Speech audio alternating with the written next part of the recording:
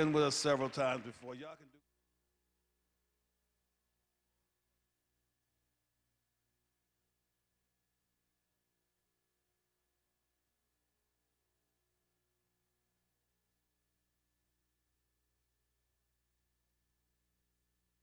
Because I drink a lot of Coca-Cola, because my business school was named after the man who was head of Coca-Cola, and he gave us $40 million of Coca-Cola stock. So I drink a lot of it to try to get the sales up. Now, what we're going to do today is probably more specific and more practical than I like to do. Usually I like to be an educator and give you a global view that'll make you, as people that are much more educated in many things than I am, more educated in what I do. Global business, global finance, U.S., big picture finance. And in the questions, I hope you do ask me what they ask me on CNN. What about President Obama's policy? What is he doing? Is he doing the right thing? Which I think he is, but there's already, as you notice, partisan bickering in Congress. They're not really working together, which is worrisome. But what I want to do is be more practical today. I want to talk about some things that can give us some idea about church revenues and about not just revenues, but really delivering value to people and service to people, and then everything else comes along with that. I will show you a number of slides, but I'm really going to keep watching my watch, so there's plenty of time for questions, because that's why I like the interaction.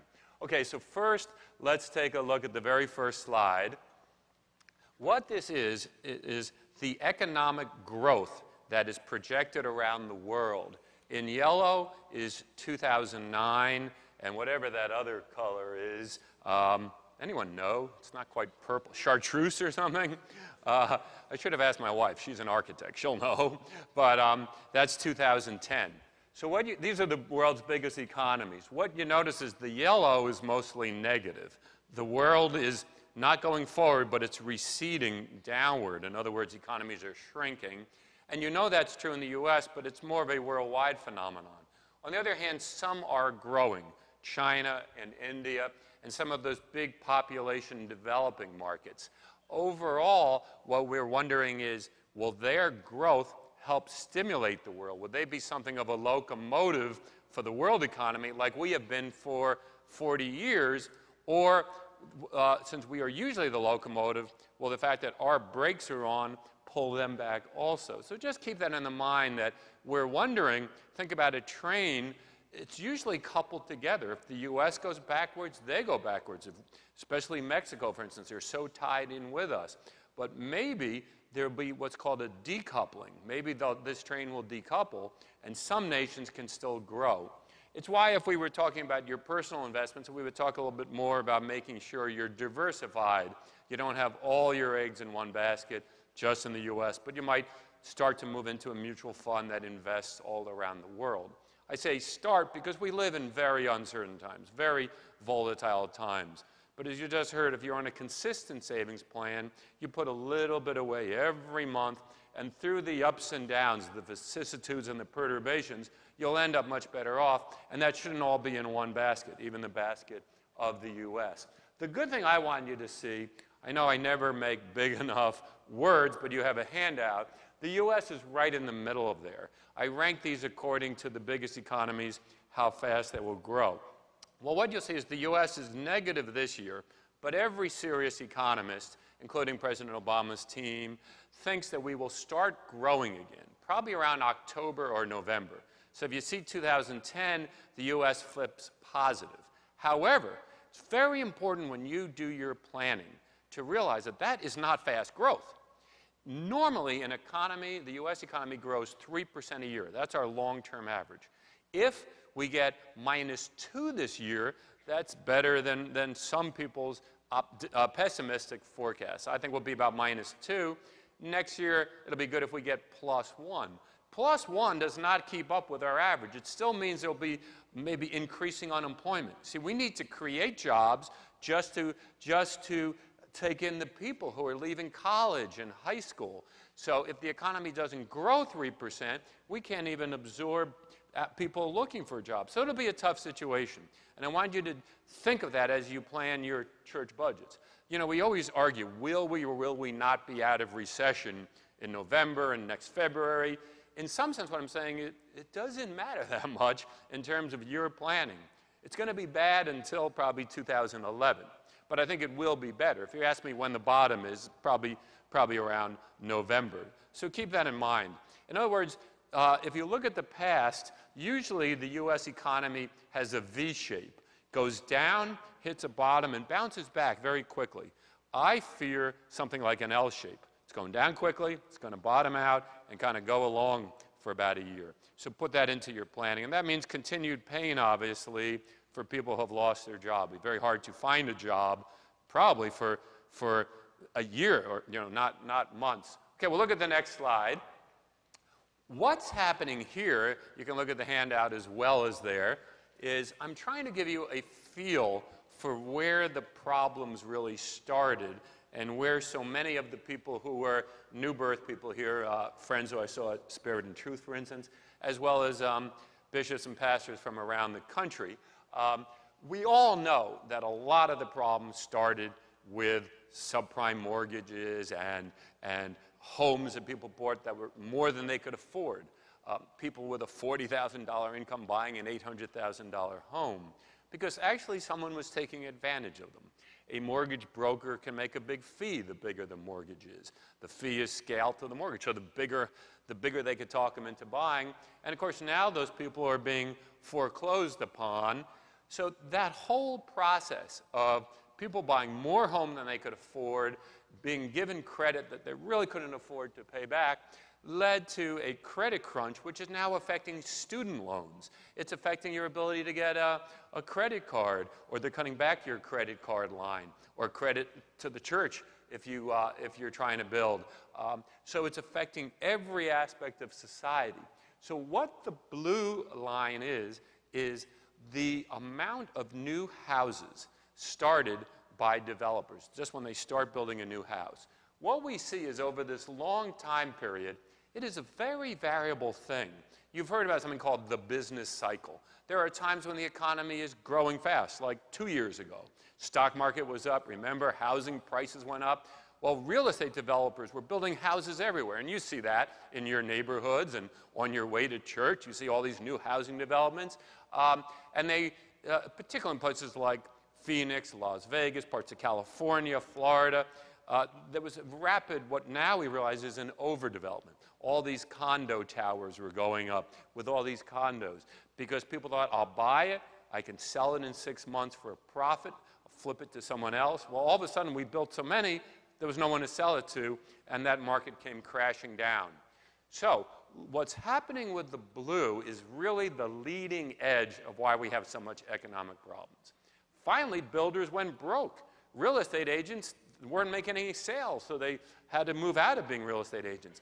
Mortgage brokers, people in banks were losing their jobs because there was no purchasing of housing anymore. It was impossible to get mortgages. There were more homes than we needed. The red are what we call single-family homes, a home that's on its own piece of land. The blue are those, but the reason the blue line is higher, it also includes multifamily, condominiums, townhouses, et cetera. And they both have come plunging down, and look, to record lows.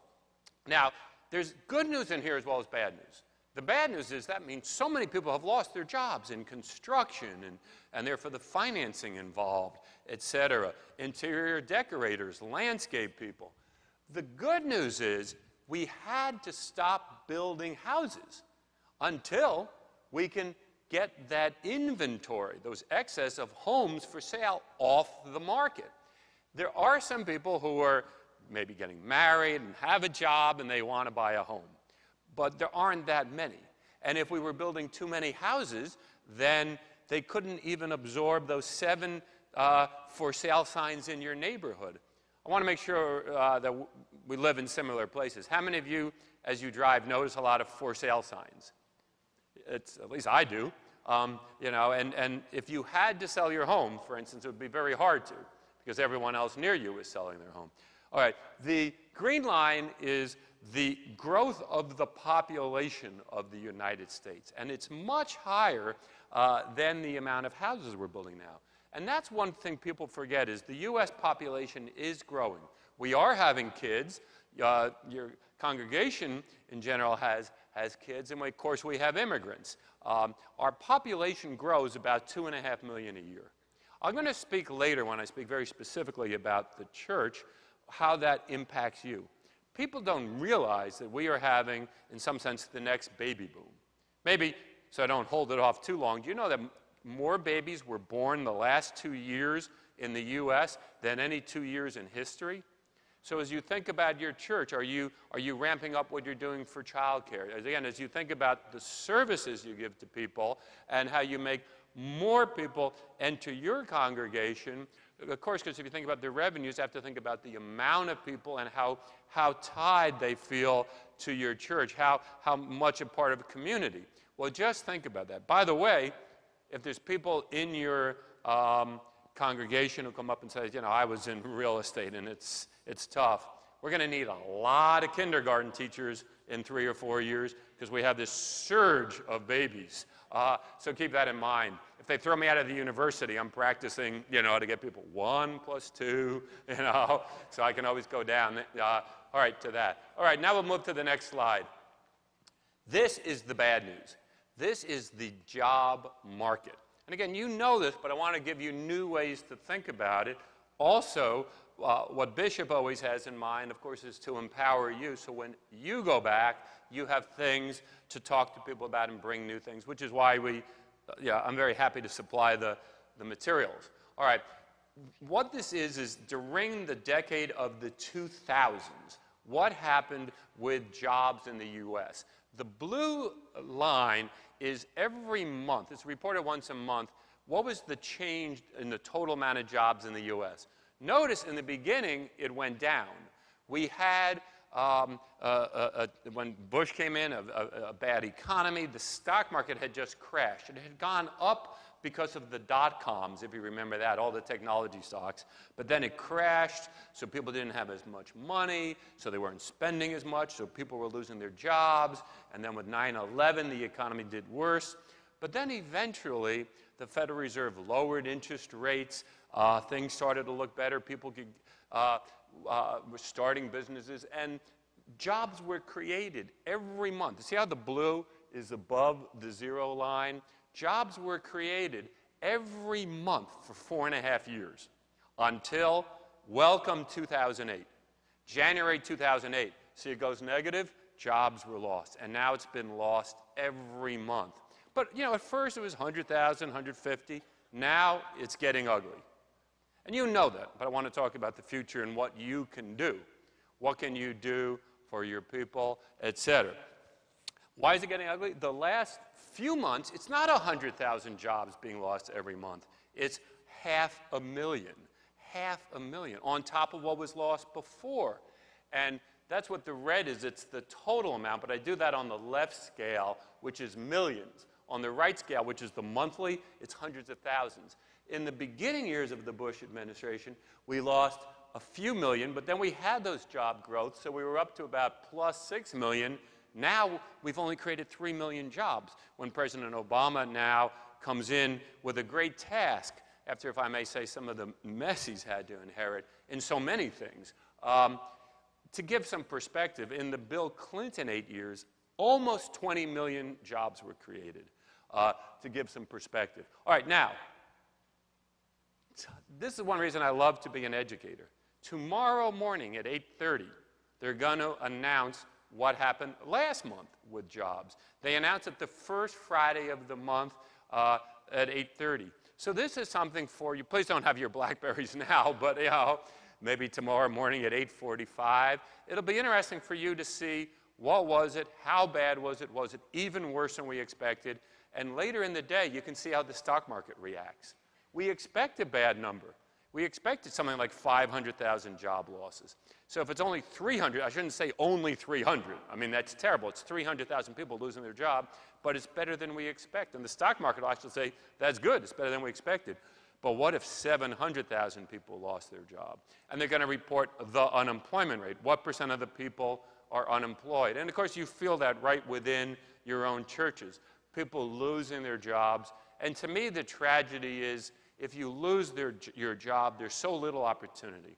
And I think not only does society often have if not overt anymore, outward but covert, more hidden forms of racism, of sexism. There's also a tremendous amount of ageism, as you know. If someone loses their job and they're over age 60, it's almost impossible, even if they're over 50, and increasingly if they're over 45. It's a very terrible situation in that regard. But as I say, I'm going to save time for questions. So we'll look at the next slide. But I do like to play, as I say, an educator where you can educate yourself. Make sure you see what gets announced tomorrow, think how it impacts. This one, again, I like to have big up there and something you can take with you. What I wanted to do is, over this decade, show you particular industries to give you an idea what was doing well, where is the pain, and where is the opportunity. As you think about where you will be finding, or where's the possibility to find new people in your congregation who have jobs, or people who are gaining jobs, whose incomes are still going up, you have to look at the top line. The top line, these measure the changes in employment for all these groups since the beginning of the decade. It doesn't mean who has more people working in it. It just means start them all at 100 and see how it moves. So if one goes to 80, they're 80% of what they were. 20% of the jobs in that industry were lost. Well, the one that has grown the most is education and healthcare. And that has grown every month, which is amazing. Even in these last months, when 500,000 jobs are being lost, they were being lost in everything except in education and healthcare, and sometimes some forms of government work. I don't know, national security or something. Now, this is interesting, Bishop. I never told you. There's a way Bishop helps me. Through Bishop, I met T.D. Jakes, and Bishop and T.D. Jakes, there's probably, I'd say, 6 or 7 of the leaders who are known around the world. I could meet a president or a vice president by knowing them. But another thing that Bishop has never known is that, he has television, tapes. So either people have seen me speak here, I never told you this, or on the tapes or on television, they see me with Bishop.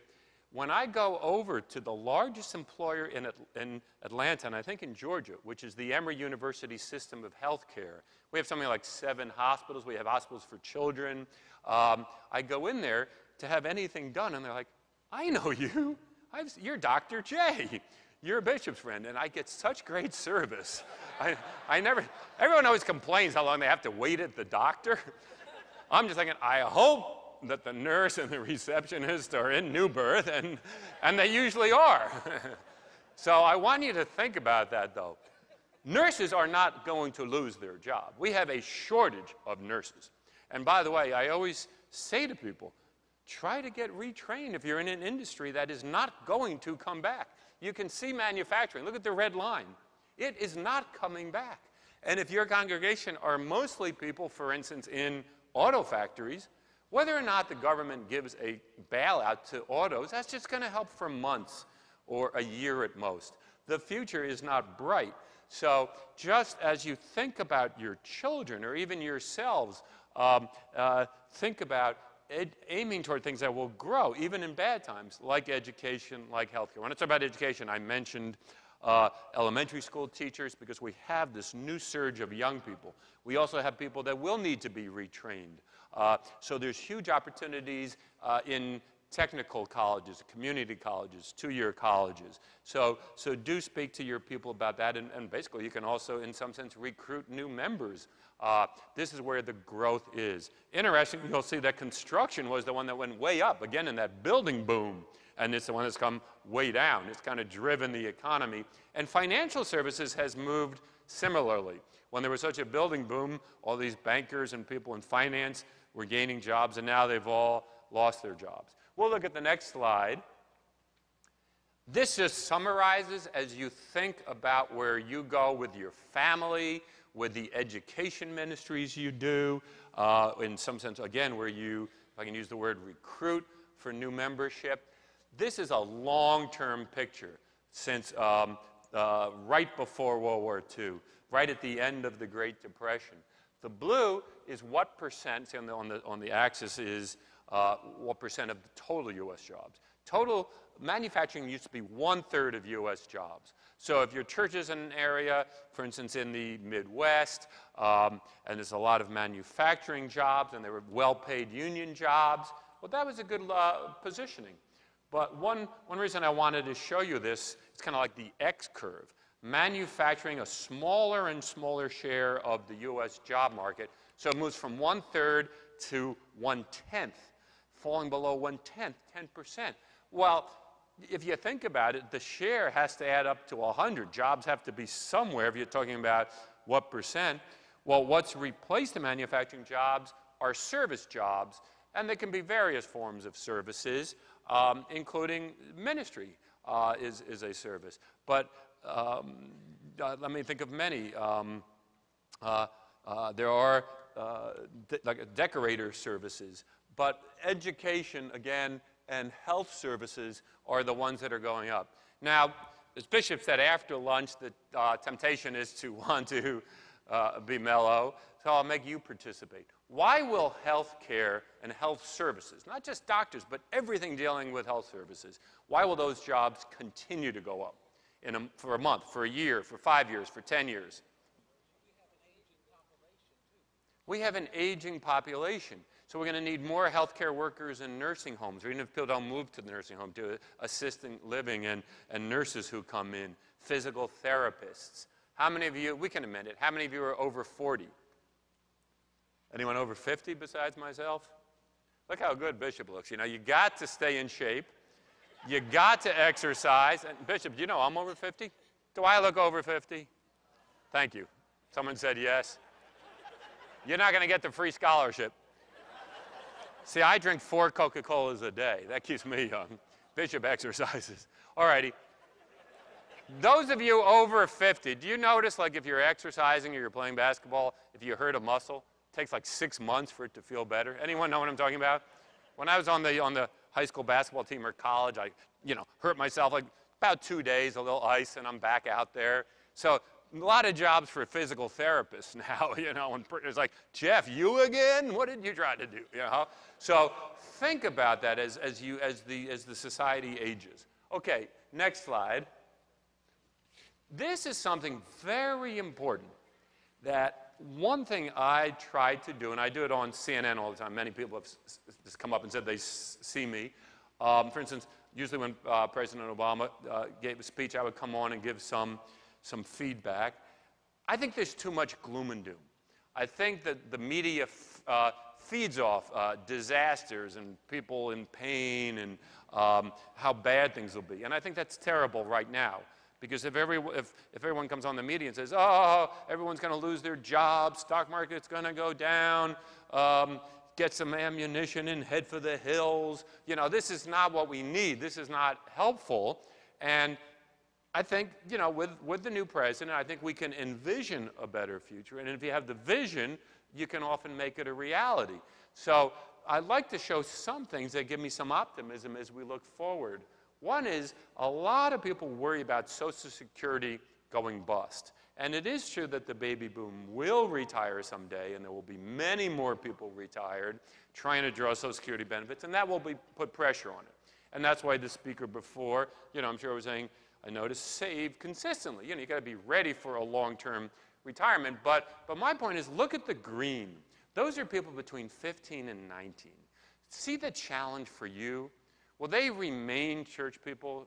Parents probably were. Or will they be lost to the church and lost to your church? That is a huge challenge. And it's a challenge that, of course, is very important for society as well. Will they have the values?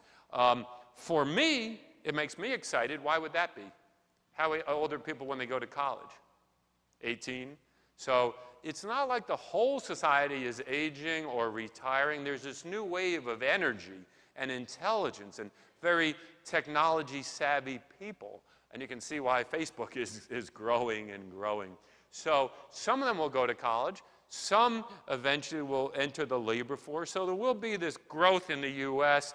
And ultimately, these people, like I said, will also get married and buy houses. So I do predict in a year, at most, the housing market will bottom out. In 2 years, it'll be looking better. So if you've been trying to sell a home, in 6 months, it's not going to be any better. But in 2 years, much better. If you're looking to buy a home or to have a small vacation home, which you can then also use for a retirement home, again, you don't have to rush. But I think within 6 months to a year, you might have a great opportunity. Next slide. I noticed some of this was actually covered today, so I'm just going to say it very quickly. What I'm really hinting at also is that U.S. population will grow and grow consistently. So what's interesting about that is Japan is shrinking. Russia is shrinking. Most of Europe is shrinking. They don't have kids, and they don't like immigrants in a place like Japan. So their population is shrinking. So they're not going to have workers. And they are going to have a lot of retired people. So they're going to be in desperate shape because they won't have people, in some sense, paying Social Security tax. And they're going to have a lot of people wanting Social Security benefits. The U.S. has a growing population, and that gives a lot of opportunity. Again, as you think about people in your congregation, where can they start businesses where there is still opportunity? And I think it's a bit like a barbell. You all know what a barbell looks like.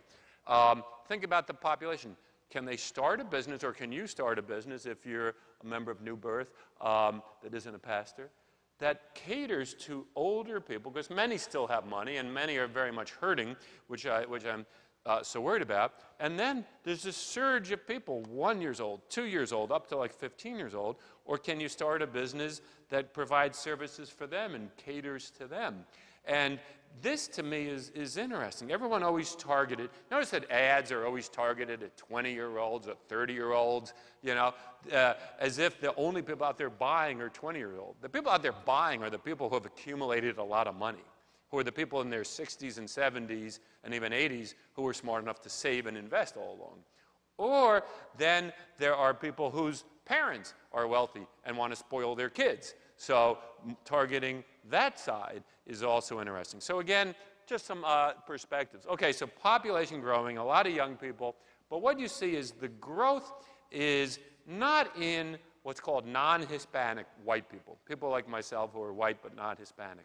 The growth in Hispanic people, as it has been for the last 30 years, to a certain extent, the African American population grows, and tremendous growth in percentage terms, considering what a small base it was in Asian Americans. And as you know, the highest incomes in the U.S. are Asian Americans, Indian Americans. And as you watch television, CNN or CNBC, you notice more and more Asian Americans, don't you, and Indian Americans. Very good, often at finance and business. But also, I'm sure each of you is doing or thinking about your outreach to the Hispanic community, to the Latino community, Christians, often of different denominations. How many of you, I know Bishop does, has a Spanish Mass? How many think you will within 5 years? Now that you see that is where the entire population growth is in the U.S. Hispanics, as you know, passed African Americans to have the largest population amongst so-called minorities, but that's total. If you look at kids going into things like kindergarten, it's not 16%, you know, of the whole country. It's about 1 out of 6 is Hispanic. Kids going into kindergarten, it's more like almost 1/3. Tremendous youth wave. Okay, next slide. This is something that fascinates me. And again, the speaker before those last 3 speakers who were team spoke a little bit about life expectancy, that when you think about your medical plan, when you think about your finances, these 4 lines are something I've been working with for years. And I think every church leader needs to work on this, even as you work on the spiritual aspects and the heavenly aspects. Also, to provide value to your people and people here on earth, there has been something that has always worried me. African American men, on average, live 12 years less than white women. Now, African American women live less on average than white women as well, but not so much less. African American men, it's a tragic situation. That's the blue line. This is the life expectancy. Left is 1970, so far behind, and then the black female, it's called black because, you know, African American, but also could be African. Some people from the Caribbean who come to the U.S. don't define themselves as African American. All right, so black females is the yellow. You can't see it too well up there. And white females is at the top. So there's a gap there, but the huge gap, again, is black males. Now notice there's been a good, useful, wonderful increase in the life expectancy of black males. Okay, somewhat less smoking, somewhat better diet, more people getting exercise. And that's one of the things that impressed me about Bishop. As you can see, we come from very different backgrounds, but I've been here when he speaks about heavenly things, but also you often speak about diet and exercise. So I think he's aware of something like this. You know, your diet really has a lot to do with how long you're going to live and also your quality of life. There's something called mortality, that's what this is, when do you die, but also morbidity. How morbid is your life in its last years? Are you still mobile? Is your brain still active? And I've been very impressed when I'm here when Bishop speaks specifically about diet in very specific ways and exercise. And I wanted you to be aware of this. The trend is good and it's helping, but again, as you expect, you know, people to tithe or to do more than tithe, are you part of the solution for this life expectancy gap? Through exercise programs, through diet programs, nutrition programs. So anyway, this is something that is a passion of mine. And notice all four lines are going up, and there's a certain convergence. The black male line is going up faster. Like I said, I'm always an optimist. I'm not saying that the trends are good. We just need to converge those lines all at a higher level. Okay, next slide. I keep saying next slide, but Bishop, I guess I finish about, what time do you want me to finish? 15 minutes? 10? All right. I think what I'm going to do now is say, isn't that a fascinating slide? All right. Interestingly, on the right-hand side where it says it's 65 years, now there's not as much gap. See, if a black man makes it to 65, it shows he's been eating decently, he didn't get involved in risky behaviors when he was a teenager, things like that. He has good genetics, and then lives, you know, almost as long as a white male or a white female, for instance. But the point that was very powerful, Bishop, was if you're 65, you could easily live another 20 years. And you have to think about your investments well before you're 65, thinking I could have a long retirement. And when you're 65, this is a very powerful lesson. You cannot put all your money in the bank. And everyone is afraid right now of stocks and real estate. But what interest rate are they paying? 1%, something like that. That is not going to take care of you for a 20-year retirement or a 30-year retirement. Now, I'm not saying put 100% of your money in real estate or stocks, but as I said, you have to be ready when you think things are near the bottom, again, to spread out a little bit, and even some stock funds which may be invested around the world. Glad I didn't tell you that a year ago, but, you know, there will be, I believe, with President Obama, a better future, and I do think then some things will come back over time, and it beats earning 1%. Next slide. Wonderful. The U.S. government debt is going up a lot. It will continue to go up. The president and others will get a lot of criticism that we're talking about spending more money, building our infrastructure, cutting taxes, giving tax breaks, credit for people who buy homes. I think we need to do it. Job one is to get this economy going again and to stop people getting foreclosed on and losing their job. Our government debt will go up a lot because we are going to borrow a tremendous amount. But frankly, there's no choice. If the choice is that or a Great Depression, I'd rather see more government debt. But the final thing I'm going to say is any country, I worked in Jamaica for many years, any country that ends up having a lot of government debt ends up having to print a lot of money to pay some of that interest, some of those bills, and they have inflation. So right now, we're not worried about inflation. But one day there will be inflation. Prices will go up. And that's not a bad thing if you own real things like homes, all right? I'm not saying just homes or even stocks are real things, but I would not put all my money in bonds, for instance, because they don't go up when there's inflation. All right, so I wanted to give you some practical advice, but again, as you think about your churches, what are you doing for people that are having this second wave of babies? What are you doing for people that have lost their job, so maybe they can't tithe now, But one thing I've learned is when you're there for people when they're down, they're with you for the rest of your life. I often try to help I know a lot of CEOs, people that run large businesses, I show them more attention when they've lost their job because no one calls them once, and I do it for the right reasons, because it's terrible that people stop calling them when they don't have the jet and you know what? Some of them get a job someday in a much bigger company, and they remember the one person who called them.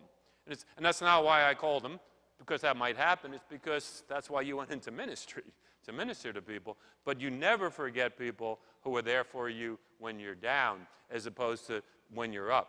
All right, thank you very much for your attention. I thank Bishop for letting me speak to such an important group of people. To me, you're much more important than CNN, because you're going to go back to real people, and you got to be hope for them. All righty? And now ask me any question you want. The hard ones, my executive assistant, Tanya Dixon, who's in New Birth as a congregationist, will make answer, or someone else. But ask me anything, hard or soft. All right, right away, back here, sir.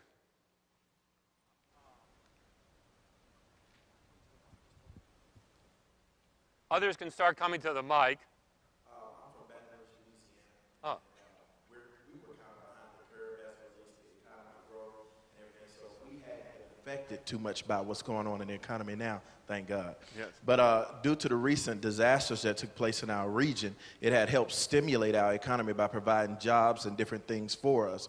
But those different government agents are getting ready to pull out of our economy, but we're doing a lot of economic development and as it relates to the infrastructure. So what hope can I give the people that inhabit our region as it relates to economic standards and keeping that consistent flow of financial well-being?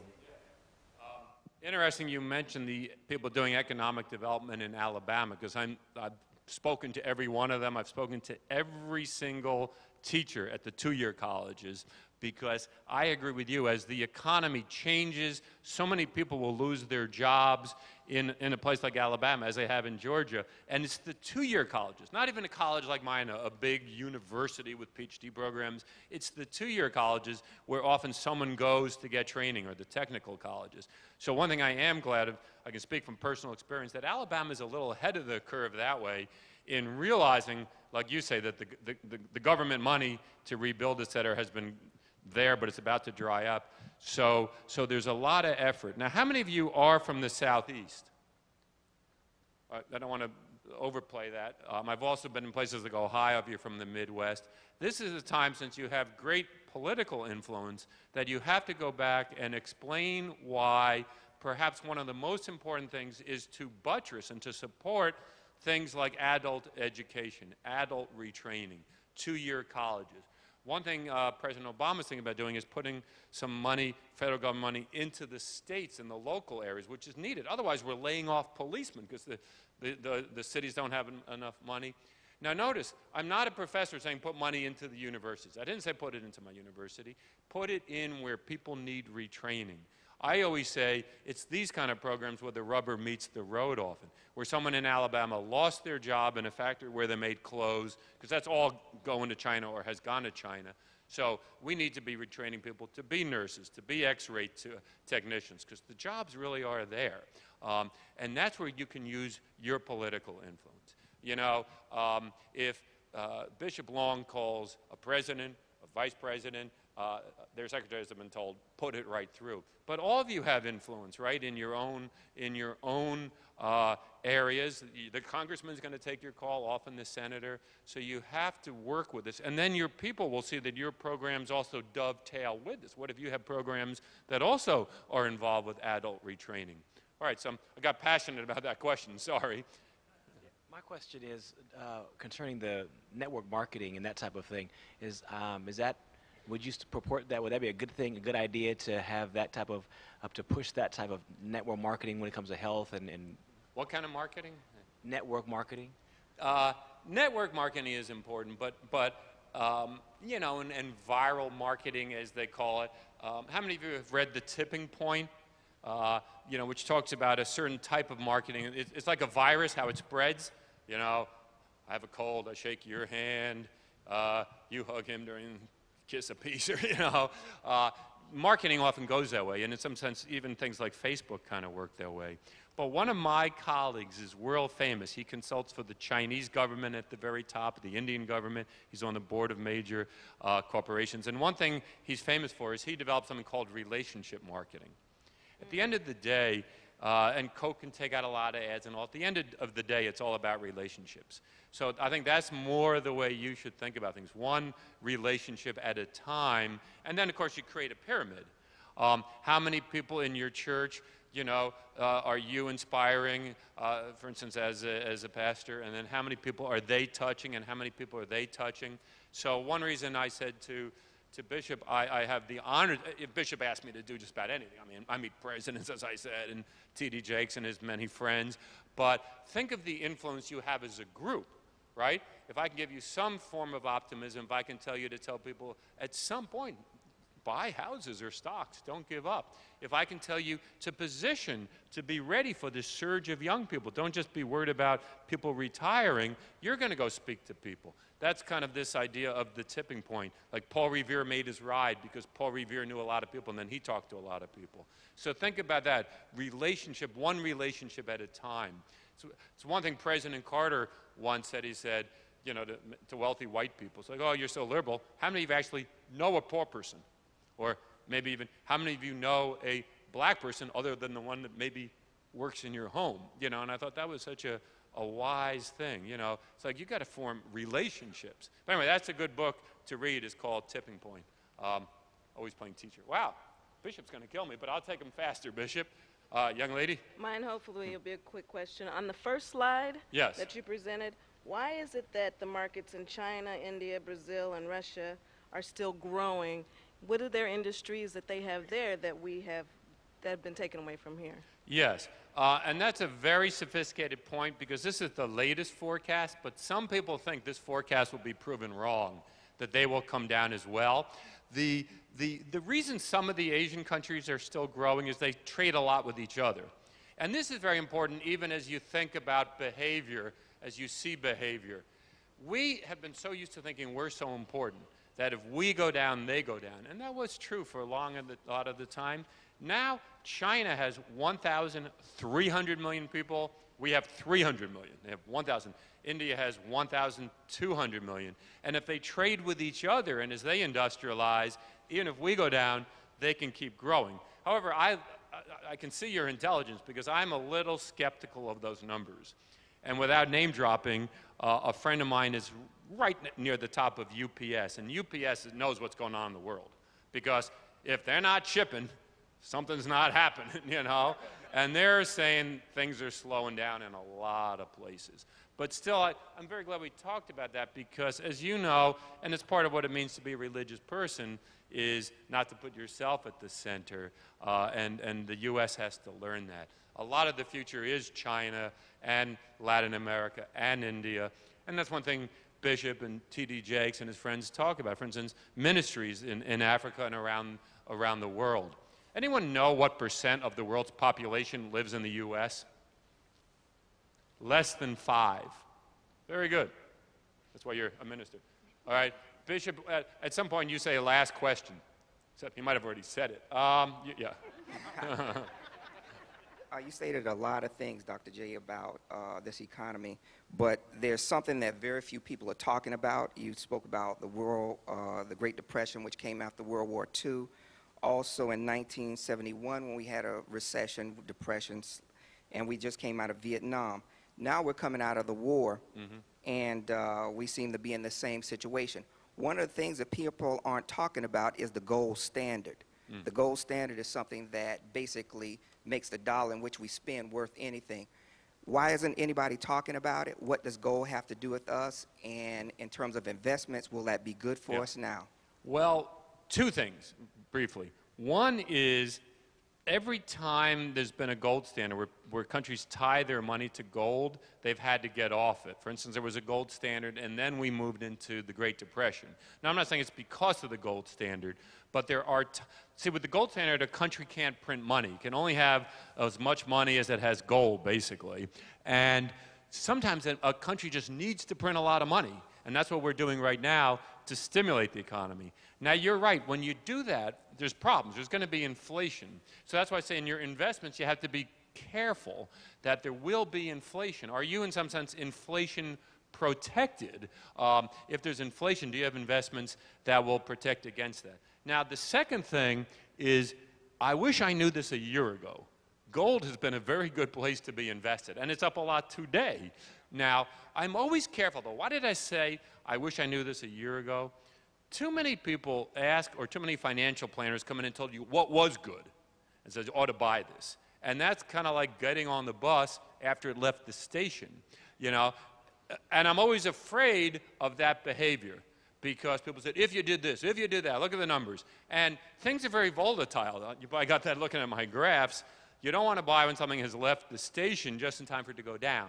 On the other hand, I spoke to some very, very smart people in London a few days ago, and they said when things get really bad, gold is one place people want to kind of put their money, maybe have it on deposit in a Swiss bank or something, you know, and people are nervous. So I think there's a lot of sophistication to the things you said. I just wish 3 years ago you told me to buy gold when it was $400, and today it's $930. But it could be $1,500 a few years from now, but it could also be $300. So I wanted people to see that risk. Well, yes and no, but then it all fell apart. So every time we're in a gold standard, it ends up falling apart. I've never been to Africa. Uh-huh. I know a lot of you folks have been, but I work with private equity firms. Uh-huh. One thing I do know is when you did this chart, I don't see Africa there. And Africa, 900 billion consumers there? Exactly. Also, China owns the majority of the mineral rights. Yes. Right? India does most of their business, or a good part of their business with them. Yeah. And there was $39 billion in private equity. Yeah. In All right. 2008. Yeah. Okay, I see your point. Valuation. It's not that I left Africa off because I want to, and I have hundreds of charts where I put Africa on that I want my students to see, mostly so the white students can see the coming importance. But that chart is literally the biggest economies in the world. And that's the tragedy of Africa, right? You say like there's 900 million people, but still desperate poverty. But you are saying they have tremendous natural resources. Now, the question is, will they be ultimately used to raise the standard of living of the average African? And as you say, a lot of the money may be the Chinese who are investing there, a lot of the earnings. And private equity people like yourself, the question is, will some of that equity also remain in Africa? Can you raise money from Africans who at least are middle class so they will participate? To give you a very practical example, Nigeria should be one of the most blessed nations on earth. It has so much oil. It has, as you know, by far the largest population in Africa. And if you've met Nigerians or if you're Nigerian American, so many educated people and brilliant people. So many of my best students are Nigerians. And same thing in London, so many brilliant Nigerians. The country is desperately poor. And I think that's what you and I are probably both saying. The Chinese will make money, or someone will. My worry is about the average Nigerian. How could there be such desperate poverty in a country that was so blessed by God? Actually, that's a myth. Oh, yeah? Yeah, it is. When you look at the numbers, that's really not true. There's, in Africa, too, there's 400 million pretty wealthy folks that live there. Sierra Leone, there's a lot of places We'll have to do well. speak about this. But no, the other question I want to ask, what do you think about the normalization of Bank of America? What's that? The possible normalization of Bank of America and the stock price at $4 a day. I want to speak to others because this is too specific for them. But if you think there are 400 million people in Africa, middle class or above by U.S. standards, I've got some land in Florida. It's really not a swamp. This is the challenge of our time, and that's why Bishop Long and T.D. Jakes and others are doing ministry. There maybe are 30 million out of those 900 million middle class or above in our standards, and that's the great tragedy. And if you might say, Jeff, how do you know you're right and he's wrong? Look at the malnutrition in Africa. Look at the fact that 20 million babies died prematurely, et cetera. How you doing, Dr. J? I need to ask, when you were talking about no manufacturing jobs coming back to the U.S., a major part of President Obama's STEM package is the bringing back manufacturing jobs and green energy production. So if we can't look for manufacturing jobs, where are the jobs going to come from? Let me ask you one other question. where can we, as I'm not a minister, Yeah. I do belong to the Samson's Gym, and I'm 59, so Wow. so we do good. Wow. All right, but the TARP funds, that Yes. Trouble Asset Relief Program, Yeah. where can a person who is interested in getting their hands on some of the TARP money, where can we look? Do you have a bank? Well, we can also. I'll tell you about something else instead. All right. I always get lost when there's two questions. On the manufacturing, you're absolutely right. President Obama will create some manufacturing jobs, and hopefully higher tech, higher level manufacturing jobs, for instance, in green energy. But in total, there's going to be a lot more manufacturing jobs lost than gained. But the goal is to move again to maybe jobs of the future instead of jobs of the past. There is no way our auto industry is going to be bigger 5 years from now than it is now. So to prepare our kids, for instance, to say, oh, you know, great union wages, $100,000 with overtime, just not going to happen. All righty. TARP, you got to be a bank basically to get those bailout funds. But one thing is, people who are under pressure, and please go back and talk to your people about it. Again, you can bring value. There's something called the FHA. Everyone always talks about these other things like TARP, which is really more for banks. The Federal Housing Administration is aware how bad the problem is with loans that are delinquent and people that might be foreclosed on. They have more and more programs, but I don't think many people know about it. The other day on CNN, we pulled it up on the screen, basically, and went into the website, okay? FHA. So instead of getting your people worried about the big things like TARP, which is Treasury asset, try to keep them from getting foreclosed upon. And I think President Obama is focused on that. Young lady, you've been very patient. Well, we talked about the isms rearing its ugly head during the tough economic times that we're in. And last year I closed my retail store and my counseling center because my son was diagnosed with cancer and I had to take care of him. Wow. Well, I'm back in the job market, and my first job interview, the first question was the age. And I want to know if any of our leaders are addressing this with the government. Are they actively getting involved with this? Because now we're going to see all kinds of craziness on these applications, and is anybody going to do anything about that? I called you a young lady because I thought you were young, so just don't tell them your age. But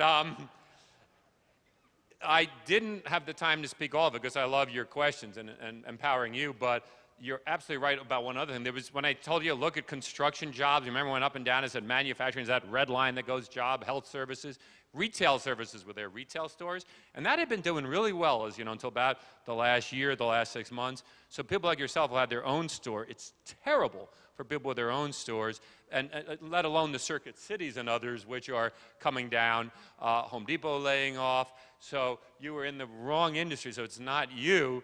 And the other thing is, I don't know if people are even allowed to ask your age. Wow. That is probably not allowed. You know, like for instance, you can't ask, yeah. For which? For me? Which guys? Mine or FHA? Oh, give them. Oh, okay. I'm not too bright. That's why I'm a professor. I couldn't do a real job. I was trying to see, no, it wasn't that he was telling me to stop. I'm bright enough for that, but what I need to do. All righty. For instance, like if someone comes in and asks, are you married? They're not allowed to ask that. They ask, are you planning to get pregnant? They're not allowed to ask that. So make sure also that you're not asked questions. And, you know, and of course, that's what ministers as well can do, is make sure that people are, you know their rights basically and are empowered that way. But anyway, because there are so many more good questions, and I will stick around a little longer because I respect each one of you, but I do have a website, and I'm not trying to sell you anything. I'm blessed to be a professor and have a pretty steady job. My website is very humble. I like to teach people about global business, so it's global. And those of you who know anything about Indian spirituality in India, a guru is like a spiritual, so mine is globalguru.com. It doesn't look very good right now because right this minute it's being revised, updated, so it's more valuable to people.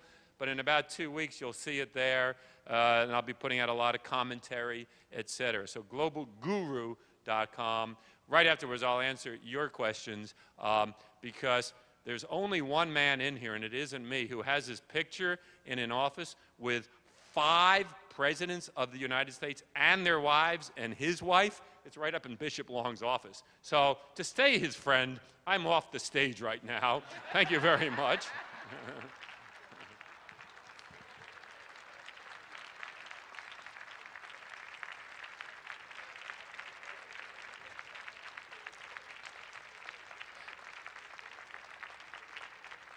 We always enjoy Dr. J when he comes and